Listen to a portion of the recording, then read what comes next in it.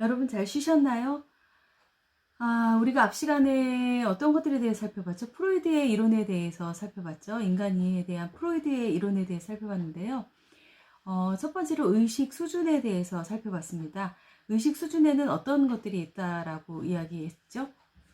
여러분, 우리는 의식과 전의식과 무의식의 삶 속에서 살아간다 라고 앞에서 이야기했고요. 우리의 삶은 거의 그 무의식이 지배하는 삶을 산다 라고 이야기했습니다. 그리고 프로이드의 성격 구조에 대해서 살펴봤죠. 성격 구조에는 어떤 것들이 있었을까요? 먼저 원초아가 있었고, 자아가 있었고, 그리고 초자아가 있었죠. 우리는 어떤 것으로 행동을 하고 생활을 한다? 자아에 의해서 생활을 한다.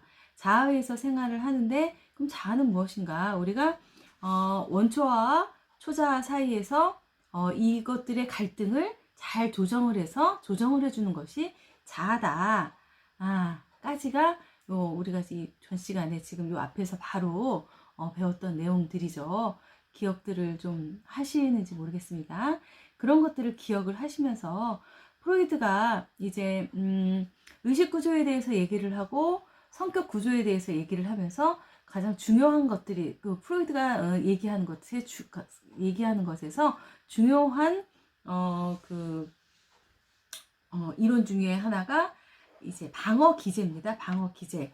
주요 개념 중에 하나가 방어 기제인데, 여러분, 방어라는 것은 뭐예요? 내가 나를 지키기 위한 것이 방어이겠죠. 어떠한 상황에 닥쳤을 때 우리는 사람을 스스로를 방어하려고 합니다. 방어하려고. 나를 어떤 순간에서 내가 갑자기 닥쳤을 때 갑자기 나에게 어떠한 것이 딱 주어졌을 때 그것들을 조금 나에게 맞게 나를 보호하려고 뭔가를 사용하는 것을 보호하고 내가 불안하거나 내가 뭔가 어떠한 것에 대해서 나를 지키기 위해서 사용하는 것을 방어 기제라고 이야기합니다. 방어 기제를 어떻게 정리했을까 보면, 사람들의 마음속에는 우리가 이제 불안이라는 것이 내재되어 있어요. 불안. 프로이트는 모든 사람이 자신의 내면에 존재하는 세 가지 성격 구조 간의 갈등으로 인해서, 성격 구조가 뭐예요? 방금도 얘기했죠? 원초와 자아, 초자아 사이에 끊임없는 갈등이 일어나요. 갈등이 일어나서 자아가 그것을 잘 중재해서 그 초자아와 그 원초아 사이에서 막 멋대로 하려는 원초아와 너무나 도덕적으로 살려는 초자아 사이에서 이것을 잘 중재해서 자아가 우리의 삶을 평온하게 잘 살 수 있도록 해주는데, 이것들이 삐거덕거리게 된다. 뭔가 이것들이 뭔가 잘 성격 구조 간에 잘 융합돼서 이렇게 이뤄내지 못하고 갈등이 끊임없이 일어나게 되면 불안이 야기되게 되는데, 그 불안이 야기됨으로 인해서 우리가 심리적으로 위협을 느낀다. 우리는 위협을 느낀다. 그래서 그 위협을 느끼기 때문에 사람은 어때요? 어떠한 위협에서 갑자기 확 닥쳐오면 순간적으로 여러분들도 거짓말을 하게 될 때가 있죠. 그런 거짓말을 할 때가 있고, 그 위협을 느낄 때 뭔가 내가 그것을 모면하려고 할 때가 있죠. 그럴 때 사용하는 것이 방어기제다. 그러니까 내가 어떠한 심리적인 불안감이나 위협이 다가올 때 그것을 직면하기보다 심리적으로 방어 전략을 사용하는데, 그것을 심리적으로 내가 어떻게 할까 방어 전략을 사용하는데, 그것을 프로이드는 방어 기제라고 이야기했습니다. 디펜스 메커니즘, 방어 기제라고 이야기합니다. 자, 그러면 우리가 이 방어 기제를 사용하는 데 있어서 왜 사용한다고 했어요? 어떠한 것, 우리의 마음속에서 불안이 막 오르기 때문에 그렇다라는 거죠. 불안이. 그러면 불안은 어디에서 일어나는 건가? 지금도 얘기했지만 불안은 원초와 초자아 사이에서 그것을 중재하는 자아에서 일어나는 것이다. 라는 거. 그리고 자아가 현실 원초와 초자아 사이의 갈등을 통제할 수 없다고 느낄 때 발생하는 것이다. 이것이 불안이다. 라는 거. 그리고 현실적인 불안에는 세 가지 종류가 있는데, 첫째로 현실적인 불안, 두 번째로 신경증적인 불안, 세 번째로 도덕적인 불안이 있다. 그러면 우리가 현실적인 불안이라는 것은 우리가 그냥 현실에서 느끼는 불안을 이야기해요. 현실에서 우리가 느끼는 것들, 그냥 바로바로 느끼는 것들. 내가 뭐 엄마한테 혼났을 때 느끼는 불안. 아니면 내가 갑자기 무서운 동물, 뱀을 봤을 때, 여기서 예를 들어서 뱀을 봤을 때 느끼는 불안. 현실적인 위험에 대해서 느끼는 두려움을 현실적인 불안이라고 한다. 그럼 신경증적인 불안은 뭐냐? 신경증적인 불안이라는 것은 내 본능이 통제되지 않아. 내가 이렇게 하면 안 되는 행동인데 내 본능적으로 통제되지 않아. 그런데 내가 이 행동을 했을 때 어떠한 처벌을 받을 것 같아. 그래서 느끼게 되는 불안이다.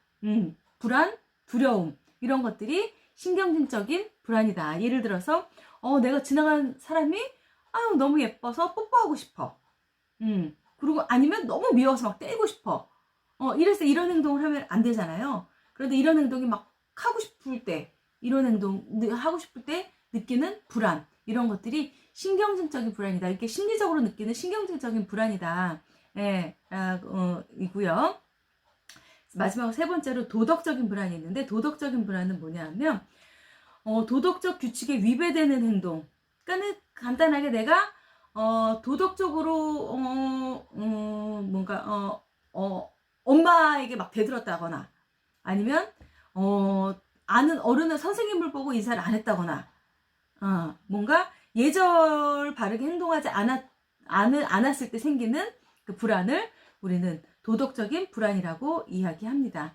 그리고 자아가 불안을 통제할 수 없을 때 사용하는 것. 내 자아가 이러한 불안들이 막 나에게 떠올랐어. 그랬을 때 내 자아가 이 불안을 통제할 수 없을 때 내가 사용하는 것이 뭐다?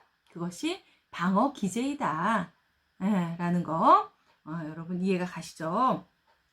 방어 기제는 어떤 것이고 우리가 어떨 때 방어 기제를 사용하는가? 불안이 우리에게 올라왔을 때 방어 기제를 사용한다. 그 불안들에는 어떠한 불안들이 현실적인 불안이 있고 신경증적인 불안이 있고 또 어떤 도덕적인 불안이 있다. 라는 거까지 살펴봤고요. 자, 불안을 극복하고 압도되지 않도록 도와주는 것이 방어기제다. 방어기제가 무엇이냐 보면 지금 막 불안을 느낄 때 우리가 불안에 막 압도돼서 막 그 불안에 대해서 공포스럽고 막 이러지 않고 내가 이것을 그냥 잘 스무스하게 넘어갈 수 있도록 순간적이나마 넘어갈 수 있도록 도와주는 것이 그 방어기제다. 그리고 정상적인 행동을 할 수 있도록 도와주는 게 방어기제고 적응적 가치가 있다. 현실 회피가 아닌 경우에는 적응적인 가치가 있을 수도 있다. 그것을 적응함으로 인해서 우리가 가치가 있을 수도 있다라는 거, 적응적 가치가 있을 수도 있고, 방어기제들의 두 가지 공통점이 있는데, 하나는 현실을 내가 그것을 알고 있어서 내가 의식하면서 현실을 부정하거나 왜곡하면서 생기는 그런 방어 기제들이 있고요. 아니면 내가 그냥 무의식적으로 그냥 이런 일을 딱 닥쳤을 때 무의식적으로 내 무의식 수준에서 일어나는 방어 기제가 있다. 라는 거까지 방어 기제란 어떤 것들인가 살펴봤고요.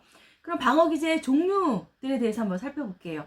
쭉 앞에 어떤 것들이 있나부터 살펴보면 억압이라는 것이 있고 부인이라는 것이 있고 합리화라는 것이 있고 또 전이라는 것이 있고 투사, 동일시, 반동형성, 그리고 퇴행, 승화까지 방어기제가 이렇게 쭉 나눠져 있는데 하나하나 방어기제에 대해서 한번 살펴보도록 할게요. 방어기제, 억압이라는 건 뭘까요? 억압이라는 건 뭐예요? 내가 일상생활에서 내가 의식 속에서 막 감당하기 어려운 것들, 내가 그러니까 의식 세계에서 그러니까 감당하기가 너무나도 어려워, 힘들어. 그래서 이러한 그 감당하기 어려운 것들을 현실 세계, 의식 세계에서는 내가 너무 힘이 드니까 내 무의식 속으로 꾹꾹 눌러버리는 거예요. 억압해버리는 거예요. 무의식 속으로. 그것을 이제 억압이라고 이야기합니다. 그러니까 이 억압이라는 것을 계속적으로 사용하면 어떻게 되겠어요? 내 무의식 속에서 계속 이게 억압이라는 이 방어 기제를 계속 사용함으로 인해서 내 무의식은 계속 긴장하게 돼요. 내 무의식은 계속 긴장하게 되고, 그것들을 어떻게 돼요? 이 긴장감이 이 고도로 차오르게 되면 이것을 내가 무의식적으로 확 폭발해버리게 되는 거죠. 그래서 현실 속에서 감당하기 어려운 내가 것들을 이 무의식적 억눌러져 있는 것들을 순간적으로 확 폭발해버림으로 해서 나에게 이상의 행동이 나올 수가 있다. 그러니까 그 방어 기제라는 것은 내가 그것을 행동을 했을 때 억압을 해놓고 그것들을 자꾸 너무나 억압이라는 기제를 너무 많이 사용하면 이러한 안 좋은 현상이 나타날 수도 있다. 네, 라는 거. 그러니까 방어 기제를 너무 많이 사용하면 안 돼요. 이것들을 계속 사용하게 되면 내 생활에 지장을 줄 수 있다라는 거. 라는 거 기억하시고요. 그러니까 억압이라는 것은 내가 감당하기 어렵고 충격적이거나 고통스럽고 어려운 경험, 이런 것들을 의식 세계에서 이제 감당하기가 너무 힘드니까 내 무의식 세계로 꾹꾹 눌러놓는 것이다. 그것이 억압이다 라는 거. 그리고 부인이라는 건 뭘까요? 부인이라는 것은 내가 이제 스트레스 받거나 부인이라는 것은 이제 어떠한 일이 막 발생을 했는데 내가 이거를 감당하기가 너무 힘들어. 그래서 이게 그거로 인해서 너무 스트레스와 고통이 커. 그렇기 때문에 그냥 그런 일은 없었어. 나에게는 일어나지 않았던 일이야. 라고 그냥 없었던 것처럼 이렇게 부정해버리는 거. 그것을 부인이라고 얘기한다. 라는 거. 그러니까 예를 들어서 갑작스럽게 내가 너무나 사랑하는 사람이 갑작스럽게 사망을 했다. 그랬을 때 내 인정하기 싫은 거예요. 아니야, 그 사람이 그럴 리가 없어. 그 사람은 그러지 않았을 거야. 그 사람이 죽었을 리가 없어. 아니면 내가 너무나 사랑했던 사람이 갑자기 결별 선언을 했어. 그래서 헤어지자고 했어. 그래서 아니야, 나는 그 사람하고 헤어지지 않았어. 그냥 부인해버리는 거죠, 내가. 그것들을. 아니야, 그 사람이 나를 그렇게 생각할 리가 없어. 라고 생각한다든지, 그런 것들. 갑자기 뭔가 내가, 어떠한 일이 닥쳤어요. 내가 갑자기 중대한 막 병에 걸렸어. 그래서 그걸 인정하고 싶지 않은 거죠. 그러니까 인정하고 싶지 않은 그런 것들을 내가 부정해버리는 거. 이것이, 부인이다. 방어기제에서 부인이라고 한다. 그러니까 억압이라는 것이 내 내부 세계에서 내가 어떠한 경험을 해서 그것들을 내 내부 세계에 초점을 맞춰서 억압시키는 거라면, 부인은 외부 세계의 현실에서 초점을 맞춰서 그것을 왜곡하거나 내가 없었던 일로 부정하는 거, 부인하는 게 원초적인 방어 기제다 라고 할 수 있습니다. 억압과 부인에 대해서 살펴봤고요. 다음 합리화는 여러분들이 가장 보편적으로 사용하는 거예요. 합리화. 내가 이랬기 때문에 이걸 못했어. 이랬기 때문에 뭐뭐이기 때문에 자기 자신을 합리화하는 거죠. 합리화. 합리화하는 그런 것들에는 얘가 어떤 것들이 있을까? 우리가 보통 합리화에 대한 기제를 얘기할 때 우리 교재에도 있지만 심포도 기제를 사용합니다. 심포도 기제라는 건 뭐냐면, 여우가 저 나무 높은 곳에 있는 포도가 막 먹고 싶어. 포도가 막 먹고 싶은데 그 포도를 보니까 어때요? 포도가 너무 높이 달려 있어. 그래서 포도를 아무리 따먹으려고 해도 이 포도가 따지지가 않는 거예요. 이 포도가 따지지가 않으니까 어떻게 해요? 여우가 뭐라고 해요? 저 포도는 굉장히 실 거야. 합리화를 해버리는 거예요. 저 포도는 따봤자 굉장히 실 거야. 하고 합리화를 해버리는 게 우리가 심포도 기제라고도 하고 합리화라고 하는 거예요. 여러분이 어떤 일들을 할 수 없을 때, 저거는 해봤자 별로 소용이 없을 거야. 나한테 별로 도움이 안 될 거야. 라고 그냥 그렇게 넘겨버리는 거. 그런 것들을 합리화 방어 기제라고 우리는 이야기합니다. 자, 그럼 우리가 보면은 사람들이 어려움에 직면하는 상황에서 진짜 이유나 동기를 숨기고 자신의 행위나 생각에 타당성을 갖기 위해서 합리화를 하게 됩니다. 그래서 이와 같이 자존심이 손상받게 될까봐 상황에 직면하게 되면 무의식적으로 구실을 둘러대면서 자존심을 지켜내려고 하는데, 이때 사용되는 것이 뭐다? 합리화다. 합리화 기제라는 거 여러분들이 기억을 하셨으면 좋겠어요. 그러니까 우리가 보세요. 어떠한 상황에서 자신의 행위나 타당성을 갖기 위해서 하는 거죠. 어려움에 직면한 상황, 어려움에 직면했을 때, 여러분, 그러니까, 합리화를 가진 사람은, 어때요? 핑계거리를 찾는 거죠. 내가 이것을 못하는 핑계거리를 찾는 거고, 이것을 어려움에 직면한 상황에서 내가 이것을 헤쳐나가고자 하는 사람은 어때요? 그것에 대한 방법을 찾겠죠. 그것에 대한 방법을 찾아서 그러니까 합리화하려는 사람들은 핑계거리를 찾는 것이고요. 내가 그것을 하려고 하고 헤쳐나가려고 하는 사람들은 방법을 찾는다. 예, 라는 거예요. 여러분은 어떤 사람이 돼야 될까요? 방법을 찾는 사람이 돼야겠죠. 그것을 헤쳐나가면서 이겨나갈 수 있는 방법을 찾는 사람들이 여러분이 됐으면 좋겠습니다. 자, 그리고 전이라는 것이 있죠. 전이는 뭐냐 하면, 이게 잘 나타나요. 동쪽에서 뺨 맞고 서쪽에서 화풀이 한다. 라는 거예요. 무의식적인 동기나 의식적인 행위로 나타나게 되는 경우, 잘 설명되는, 경우인데요. 그러니까 내가, 예를 들어서, 남편이 미워. 예를 들어서 남편이 미워. 남편하고 싸웠어. 남편하고 싸웠는데, 괜히 아이한테 화풀이를 하는 거죠. 아이한테 전이를 시켜버리는 거죠. 남편한테 화난 것을. 그러니까 동쪽에서 뺨 맞고 서쪽에서 화풀이 한다. 식으로 원인과 결과 행위가 상반되는 경우에 잘 적용되는 방어 기세가 전이다. 라고 이야기할 수 있습니다. 그러니까 자기의 행위를 다른 쪽으로 이제 돌려서 그것을 화풀이를 하는 경우죠. 우리 교재에는 어떻게 나와 있냐면 우리 교재에도 예가 들어져 있죠. 예를 들면 자유행위에 대한 욕구가 강한 청소년이 실제 현실에 대해 자유행위가 불결하다라고 생각하는 순간 강박적인 성격으로 변한다는 거예요. 그래서 강박적으로 이거 너무 불결한 행동이야. 내가 왜 이런 생각을 했을까? 이렇게 강박적인 성격으로 변해서 막 손을 자주 씻거나 뭔가 이렇게 하는 행동을 계속 한다라는 거. 이게 전이라는 거. 자기가 생각하는 행동에 대해서 다른 쪽으로 돌려서 그것을 자신의 그 동기를 숨기고 다른 행동으로 대치하는 거. 이것을 우리가 전이라고 이야기합니다. 자, 그 다음 방어 기자가 투사예요. 투사는 뭐냐 하면 여러분 자신이 수용하기 어려운 심리적인 상황을 타인이나 환경 탓으로 돌리면서 불안을 해소하는 것이다. 내가 이 상황을 그러니까는 받아들이기가 힘들어. 수용하기 어려워.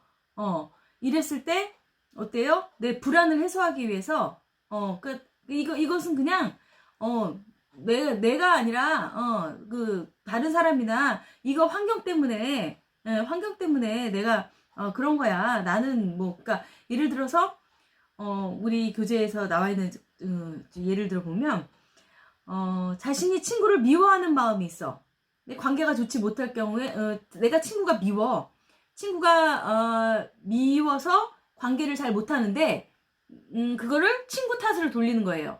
친구가 나를 미워하기 때문에 나는 쟤랑 관계를 잘 못하는 거야. 그러니까 남 탓으로 돌리는 거죠. 투사는 남 탓으로 돌리는 거예요. 타인이나 내가 지금 공부를 수업에 집중이 안 돼. 여러분들이 이거는 꼭 투사라고 할 수도 없지만 그냥 예를 들자면 여러분이 나는 인터넷 강의라 공부가 안 되는 거야.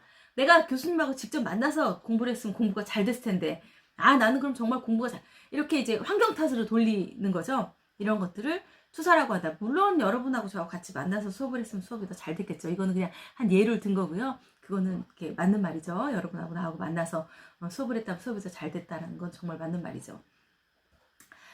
그리고 동일시라는 건 우리가 앞에서도 살펴봤죠. 오이디푸스 컴플렉스, 일렉트라 컴플렉스 살펴보면서 동일시라는 게 어떤 건지 아까도 잠깐 살펴봤는데 기억이 나시나요? 동일시. 자신의 영향력이 있는 사람이나 이 가치나 신념, 태도 등에 따라서 받아들여서 내가 받아들여서 그것들을 내 것처럼 받아들여서 생각하는 방어 기제가 이제 동일시다. 아까 오이디푸스 컴플렉스, 일렉트라 컴플렉스 설명하면서 얘기를 했죠. 여러분 기억이 혹시 나세요? 오이디푸스 컴플렉스는 어때요? 오이디푸스 컴플렉스는 내가 아버지에 대한 두려움, 미움, 어머니를 너무 사랑하기 때문에 어머니의 옆에 있는 그 아버지에 대한 그 두려움, 미움, 그런 것들 때문에 어때요? 아버지가 산처럼 느껴지고, 그런데 나는 아버지를 넘어설 수 없어. 그리고 아버지가 나를 미워하거나 나의 남근을 손상시킬 것 같아. 것의 불안을 느껴.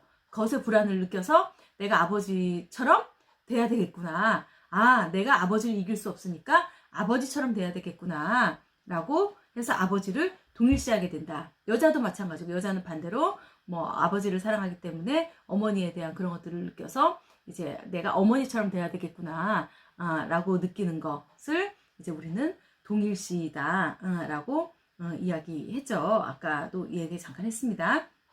자, 그리고 반동 형성이라는 게 있어요. 반동 형성. 반동 형성은 뭘까? 반동 형성은 그 겉으로는 미워. 봤을 때는 미워. 미운데 그 행동을 정반대로 행동하는 거예요. 저 사람이 밉지만 저 사람한테 더 잘해주고. 그러니까 우리게 속담으로 보면 반동 형성은 미운 아이 떡 하나 더 준다 식으로. 내가 저 사람이 막 미운데 아유 그래 내가 이렇게 한번 그래 내가 이러고 만다 라는 식으로 하나 더 주는 거, 이런 것들. 그러니까 겉으로 드러내게 터무니없이 용납될 수 없는 충동을 의식적으로 억압해서 정반대의 행동을 하는 거. 내가 저 사람이 밉지만 저 사람한테 뭔가 를 해주는 거, 과제를 주거나. 내가 막 여러분들 뭐 수업을 들으면서도 저 교수님 너무 미워. 저 교수님 왜 저렇게 말을 밉게 하는 거야. 그럼에도 불구하고 어때요? 그냥 순응하고 따라가야 되는 거죠. 네, 그 사람한테 그냥 인사하고 해야 되는 거죠. 네, 그런 것들, 이런 것들이 반동 형성이다라는 거. 내가 어쩔 수 없이 그 미운 행동, 나쁜 행동, 내가 진짜 저거는 정말 안 좋은 행동이야 라고 생각을 하지만 내가 그 충동을 의식적으로 내가 그냥 누르는 거죠. 누르고 내가 그러고 싶지 않지만 그런 행동을 하는 것. 내가 그 교수님 밉지만 인사하고 예의를 바르게 행동하고 또 뭐 그렇게 행동하는 것들, 이런 것들. 그러니까 미운 아이 떡 하나 더 준다 식으로 하는 행동을 우리는 반동 형성이다. 그러니까 겉으로 드러내게 터무니없이 용납될 수 없는 충동을 의식적으로 억압해서 그 정반대의 행동이 나타나게 하는, 반대 행동이 나타나게 하는 방어 기제가 이제 우리는 반동 형성이다 라고 이야기하고요. 퇴행이라는 것인데, 퇴행은 다시 돌아가는 거예요. 그러니까 예를 들어서 내가 한 5살쯤 됐어. 5살 먹은 아동이 5살. 예, 여러분 그 퇴행에 대해서 지금 살펴보고 있는데요. 퇴행은 어떤 거냐면 지금도 방금 얘기했지만 5살 된 아동이 있다라고 생각을 해봅시다. 이 아동이 대소변을 다 가리고 있겠죠. 그런데 갑자기 동생을 봤어. 동생을 봤을 때 어때요? 불안감이 생기는 거죠. 자기가 받았던 사랑을 다 동생한테 뺏긴 것 같은 느낌이 드는 거예요. 그랬을 때 대소변을 다 가림에도 불구하고 다시 대소변을 못 가리던 시절로 돌아가는 거예요. 그래서 그냥 바지에다가 그냥 슈즈하고 똥도 싸고, 이런 행동, 자기가 가지고 있던 행동에서 뒤로 돌아가는 것을 우리는 퇴행이라고 얘기합니다. 그러니까 잠재적 위험에 처해서 스트레스를 심하게 받거나 공경에 빠질 상황이나 또는 동생이 생겨서 부모로부터 사랑을 빼앗길지도 모른다는 두려움에 휩싸일 때 사용되는 방어기제다 라는 거. 그러니까 갑자기 뭐 어린애 짓을 한다거나 다 큰 사람이, 그러니까 자기가 자기가 살던 거 살아가는 이 순간에서 다시 퇴보해서 돌아가는 것을 우리는 퇴행이라고 이야기한다. 지금 말씀드렸듯이 그 아이가 갑자기 동생을 봤을 때 완전히 자기의 사랑을 다 빼앗겼을 거라는 그 불안감 때문에 자기도 갑자기 그냥 그런 그 행동들을 막 이전에 다 가리고 다 지금 하는 행동들을 이전으로 돌아가서 하는 행동들. 이게 아들러는 그런 말을 했어요. 동생 마다이가 동생을 봤을 때의 그 기분은 왕비가 왕이 왕의 자리에서 폐위됐을 때의 기분과 같다. 그런 같은 느낌이다 라고 이야기했거든요. 그때 느끼는 스트레스는 굉장히 대단하겠죠. 그러니까 이럴 때 퇴행이라는 방어 기제를 사용하게 된다 라는 거. 퇴행이라는 거. 그러니까 승화. 마지막으로 우리가 살펴볼 그 방어 기제가 승화인데요. 승화라는 방어 기제는 뭐냐면 우리가 사회적으로 받아들이기 어려운 공격이나 성적 충동이 사회적으로 수용될 수 있는 바람직한 방법으로 나타날 때 사용되는 방어 기제다. 그러니까 승화라는 것은 바람직한 방향으로 그것을 바꿔서 내 행동을 하는 거야. 내가 막 성적인 욕구가 막 끓을 때 남자들 그럴 때 그 운동으로 대체를 한다든가 그렇게 그렇게 그 바람직한 방법으로 대처를 하는 거 이런 것을 승화라고 이야기할 수 있습니다. 네, 그리고 승화라는 것은 이런 것도 있을 수 있죠. 우리가 막 사람을 막 때리고 싶어. 미운 행동을 막 하고 싶은데 그 샌드백을 막 때린다거나. 그러니까 자기가 해서는 안 될 이러한 그 행동들을 바람직한 방법으로 자기가 돌려서 그 행동하는 거. 이것을 우리가 승화라고 이야기합니다. 이 많은 위대한 사람들, 업적을 남긴 사람들이 가장 많이 사용했던 그 방어 기제가 승화라고 해요. 승화. 승화라는 방어 기제는 그러니까 내가 그러니까 받아들이기 어렵고 뭔가 해서는 안 될 것들을 좋은 바람직한 방향으로 다시 그 바람직한 방향으로 어떠한 다른 방법을 구상해내서 사용하는 것이다. 이것을 우리는 방어 기제에서 승화라고 이야기합니다. 자, 프로이드가 말한 방어 기제들에 대해서 쭉 살펴봤습니다. 여러분, 그 방어 기제들에 대해서 쭉 살펴봤는데 우리가 어떤 것들을 살펴봤죠? 첫 번째로 억압에 대해서 살펴봤죠. 그리고 부인, 그리고 합리화, 뭘 봤죠? 전이, 투사, 동일시, 반동형성, 퇴행, 승화까지 쭉 살펴봤습니다. 여러분 어떻게 이해들이 다 가시는지 모르겠어요. 프로이드의 방어 기제는 중요하니까 이런 것들은 일상생활에서도 우리가 이제 적용을 해볼 수 있는 부분이니까 여러분들이 잘 알고 잘 유념해서 기억해 두고 지나갈 수 있었으면 좋겠습니다. 그리고 프로이드의 방어 기제들에 대해서 살펴봤고요. 그 다음에 프로이드의 그 이론들 중에서 중요한 것이 여기서 이제 이걸 한번 물어보네요. 여러분들이 가장 많이 사용하는 방어 기제는 어떤 것들이 있을까요? 지금 내가 쭉 얘기를 쭉 해드렸는데 이 중에서 여러분들이 가장 많이 사용하는 방어 기제는 어떤 것들이 있을까요? 한번 생각을 해보세요. 어떤 방어 기제를 여러분들은 많이 사용을 하시나요? 다 다르겠죠. 근데 대부분 가장 많이 우리가 일상생활에 사용하는 것이 아마 합리화일 겁니다. 합리화. 그리고 반동 형성도 저는 많이 사용하는 것 같아요. 밉지만 그것을 또 다른 또 표현으로 이렇게 하는 것들.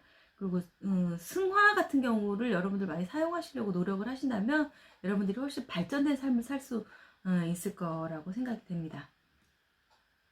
자, 그럼 프로이드의 주요 개념 중에 우리는 이게 발달이라는 말을 여러분 들어보셨는지 모르겠어요. 발달, 성격 발달 이런 것들에 대해서 많이 들어보셨는지 모르겠는데요. 프로이드는 인간의 발달에 대해서 이야기했습니다. 인간의 발달에 대해서 얘기했는데 인간의 발달을 5단계로 이야기했어요. 5단계. 인간의 그 발달을 5단계로 이야기하면서 인간이 태어나면서부터 청소년기까지를 이제 이야기를 합니다. 프로이드는 청소년기까지를 이야기하는데 인간의 성격 발달은 유아기에 다 이루어진다라고 생각을 하죠. 이 이론에서 그렇게 이야기를 하죠. 그래서 이 5단계에 대해서 이야기를 하는데 프로이드는 에너지를 성적 욕구라고 이야기합니다. 성적 욕구. 그 성욕을 충족시키는 부분이 연령에 따라 성적 욕구가 어디에 집중하느냐에 따라서 그 시기를 5단계로 시기를 나눴고요. 프로이드가 이야기하는 그 성적 욕구는 뭐냐면 성적 본능, 그 성적 욕구, 성적 에너지를 프로이드는 무엇이라고 얘기했냐면 리비도라고 얘기했어요. 리비도.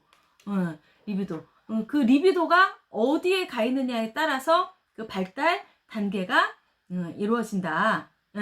라고 이야기합니다. 그러면 간단하게 프로이드가 성격 발달 단계에서 대해서 어떻게 얘기했는가를 살펴보면 첫 번째가 구강기예요. 구강기.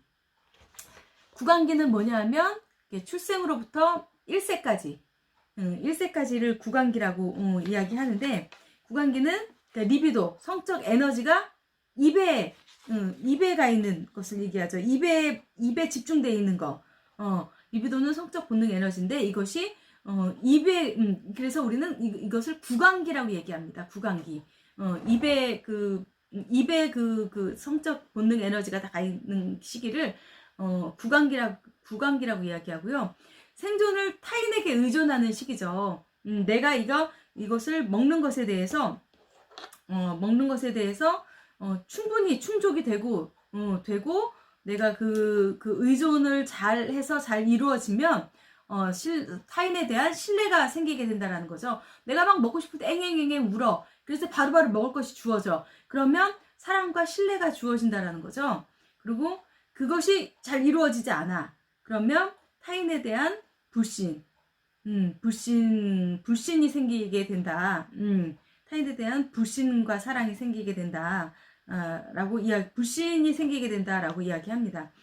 그러면 인간관계를 두려워하고 불신감이 형성 시에는 자존감이 떨어진다. 라고 이야기하고요.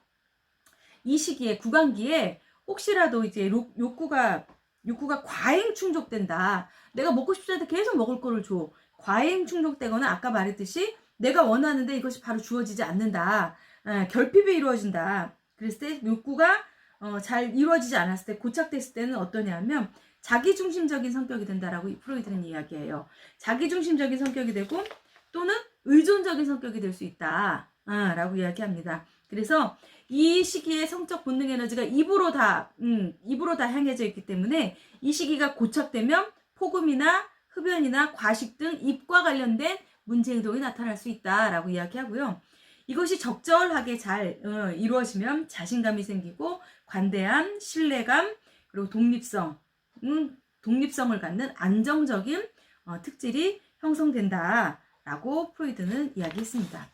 자, 두 번째는 그 학문에 집중되는 시기예요. 성적 에너지가 학문에 집중되는 시기로서 리비도가 충족 부위가 학문이고 배변을 통해서 쾌감을 느끼는 거예요. 그러니까 배변 훈련을 시작하는 시기다. 그래서 이제 여기서는 만 1세 이후, 그러니까 2세부터 3세까지를 이야기하는데 배변 훈련을 시작하고 이때 갈등이 시작되게 되죠. 자기가 배변 훈련을 스스로 하는 것이 아니라 그때 통제가 들어오는 거예요. 부모로부터 통제가 들어오죠. 그러니까 배변 훈련이 잘 따를 때 성공 시에 자기 통제를 하거나 발달, 그러니까 너무 억압적으로 하면 안 된다는 거죠. 너무 억압이 되거나 너무 그냥 놔뒀거나 이랬을 때는 이 발달 단계를 잘 넘어서지 못하기 때문에 그것이 부정적으로 고착될 수가 있다는 거예요. 부정적 감정 처리가 적절하지 않을 때는 자율성이 결여되게 된다. 라고 이야기합니다. 그래서 적절하게 이것들이 이제 학문기가 적절하게 잘 넘어가게 된다면 자율적이고 창조적인 성격 형성을 하게 되고 긍지감이 높고 독립적이고 수치심을 느끼지 않는 그 자기 주장을 잘 할 수 있는 원만한 성격을 이룰 수 있다라고 이야기하고요. 너무 빨리, 그러니까는 우리 이게 이 대소변을 가리는 것들을 너무 빨리 엄격하게 하려고 하고 너무 빠른 시기가 안 됐는데 너무 빨리 하려고 하고 하면 이것들이 또 잘못 형성이 되면 구강기가 고착되기 때문에 완고한 성격이 되거나 너무나 완벽을 추구하게 되고 고집스러워지고 또는 지나치게 순종을 보이는 그런 고착된 학문기 고착된 현상을 나타내게 된다. 라고 프로이드는 이야기합니다. 자, 남근기는 3세에서 5세. 아까 우리가 또 얘기했죠. 남근기에 대해서. 리비도가 성기 근처에 집중하게 되고 성기에 관심을 갖게 되고 자위행위, 출산, 성에 대한 관심을 갖게 되고 오이디푸스 컴플렉스, 일렉트라 컴플렉스에 대해서 아까도 얘기했죠. 그래서 거세 불안하거나 여아는 남근을 선망하게 돼서 동일시를 하게 되고 자기 확신적 자부심, 자기 만족을 가지게 되는데 거세 불안으로 인해서 친밀과 사랑을 두려움하게 되고 거세 불안을 방어하기 위해서 과시하는 행동을 하기도 한다. 예, 라는 거. 그러니까 오이디푸스 컴플렉스가 원만하게 해결되면 우리는 건강한 이 시기에 남근기에 성 정체감이 형성되는 시기입니다. 성 정체감을 조금씩 갖게 되는 시기인데 초자와 자아의 발달을 그러니까 우리가 원초와 항문기까지는 원초화가 지배하는 그 시기였다면 조금씩 자아가 발달해서 남근기에 자아, 초자를 발달을 촉진시키는 그런 시기라고 할 수 있고요. 원만하지 않으면 그 퇴행적인 행동이나 성 정체감에 문제를 가지고 올 수 있다 라는 거 기억해 두시고요. 남근기.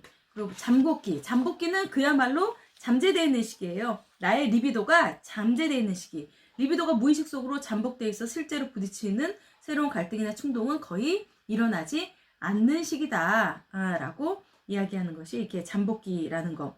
이때는 보세요. 5세에서 12세라고 하기도 하고 7세에서 12세라고 이야기도 하는데 이때는 어때요?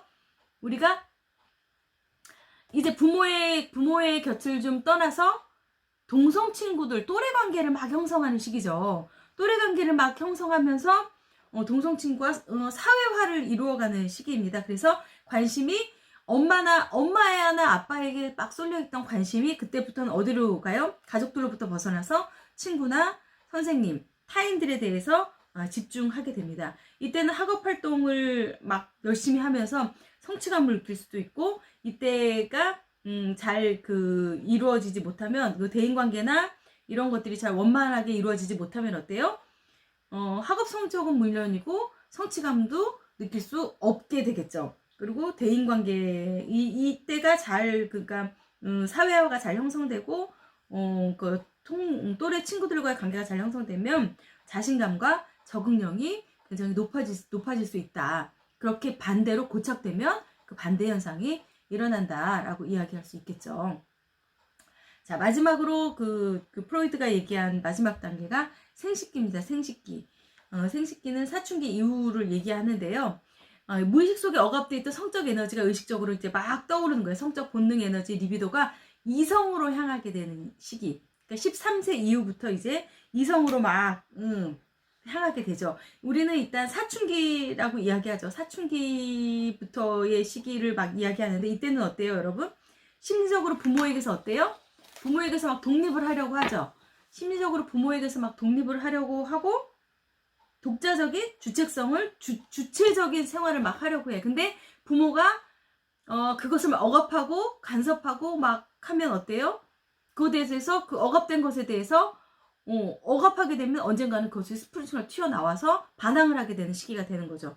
성숙한 이성관계를 확립해야 되고 독자적인 정체성을 모색해야 되는 시기고 자기에게 부여된 역할을 맡아서 실험적으로 자기들이 잘 수행해 나갈 수 있는 시기다 라는 거. 사춘기 이후에 지금 여러분들의 시기라고도 얘기할 수 있겠죠.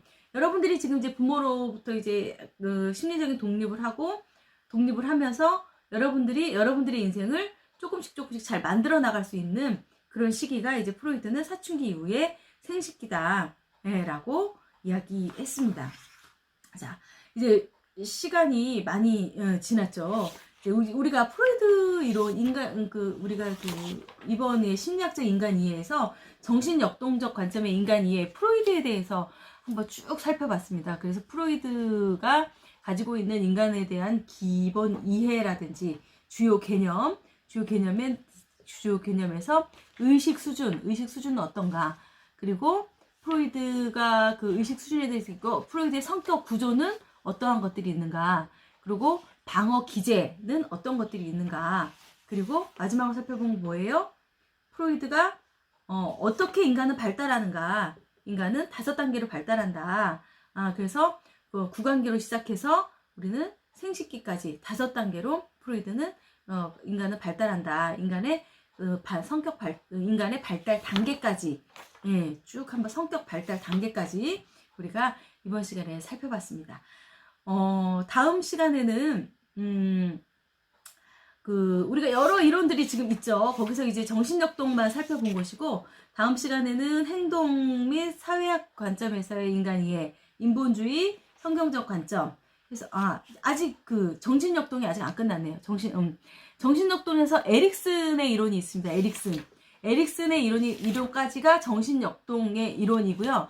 다음 시간에는 정신역동에서 에릭슨의 이론에 대해서 살펴보고, 행동 및 사회학습 관점에서의 인간 이해, 그 뒤에 기타 등등 나오는 이론들에 대해서 살펴보도록 하겠습니다.